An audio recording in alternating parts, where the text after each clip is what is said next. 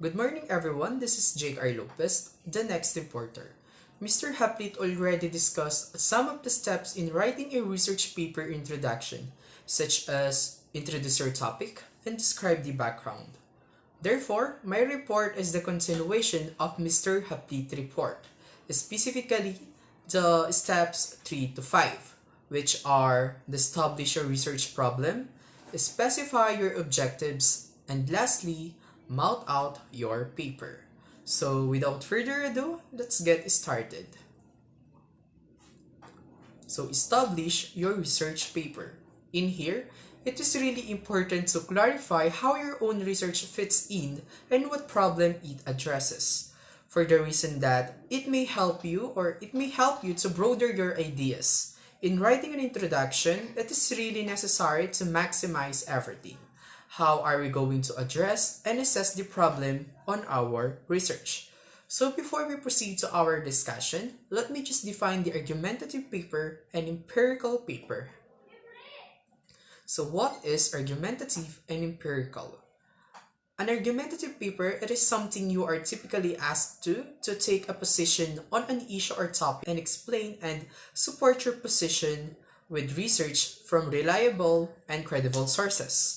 Okay, so you should have several reasons or points or discussion that will help you to support your argument or to support your statement. On the other hand, the empirical paper is based on observed and measured phenomena and derived knowledge from actual experience rather than from theory or own belief. So you should have a basis in whatever you want to address on your research. In this step 3, the goal of argumentative paper is to emphasize the importance.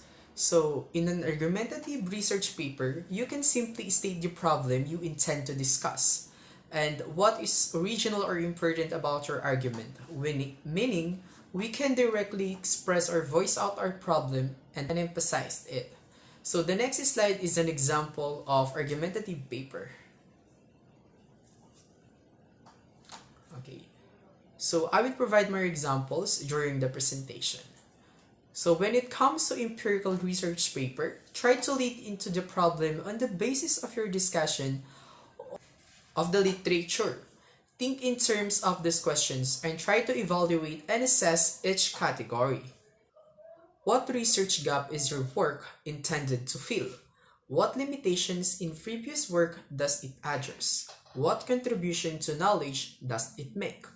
So when you gather all your thoughts and information about the existing research and your research, you can now make a connection between your problem and the existing research. So you can use these following phrases. So let us say that the X and Y here are the research that we're pertaining to. So although X has been studied in detail, insufficient attention has been paid to Y. So when you find out the overlooked aspect of your topic, you need to address it because it could help you to create your own objectives on your research. So the next phrase is the implication of X study deserve to explore it further. And the next thing that you will do is you will build on something suggested by a previous study. That would be the overlooked aspect of your topic and you will explore it in a greater depth. Meaning, what will you do here is you will find another set of research that will help you to have a lot of detailed information about your research. With this, you are able to explore the topic that leads you to better understanding. The next step is specify your objectives. So now you'll get into the specific of what you intend to find out or express in your research paper. In step 4, it is basically about specifying what you intend to determine or demonstrate in your research paper. So the way you frame this varies. An argumentative paper presents a thesis statement, while an empirical paper generally possesses a research question, sometimes with a hypothesis as to the answer. Argumentative paper, thesis statement. So in here, it is about thesis statement. So the thesis statement expresses the position that the rest of the paper will present evidence and arguments. So it can be presented in 1 or 2 sentences and should state your position clearly and directly. without providing specific arguments for it at this point. So that is the example, okay? So when it comes to empirical paper, it is about research question. So the research question is the question you want to answer in an empirical research paper. Present your research questions clearly and directly, with a minimum of discussion at this point. So the rest of the paper will be taken up with discussing and investigating the questions.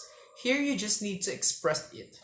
Think about exactly what you want to know and how it will continue to resolve the issue. The way you frame your question depends on what your research aims to achieve. The table shows some example of how you might formulate questions for a different purposes. And if your research involved testing hypotheses, this should be stated along with your research question. So these research are ones I've read. They are usually presented in the past tense, since the hypothesis will already have been tested by the time you are writing up your paper. So when we say hypothesis, it is a statement of expectation or prediction that will be tested by research. So let's say, for instance, we can see here the hypothesis is connected to the questions that were created. This step is mouth out your paper. So the final part of the introduction is often dedicated to a brief overview of the rest of the paper. So the last part of the introduction is very important because all the things that you've said or stated in the body of the introduction will be summed up. So therefore, this is how it looks when you gather all the examples in argumentative paper.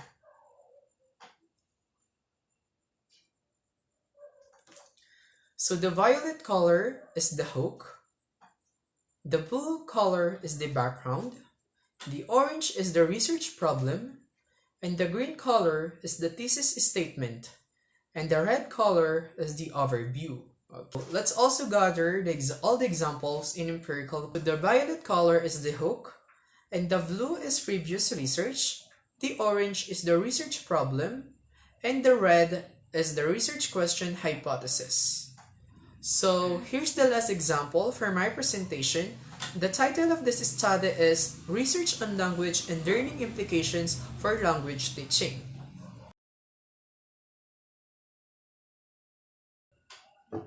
In order for us to visualize the 5 steps in writing a research paper introduction, I highlighted every steps in writing a research paper introduction.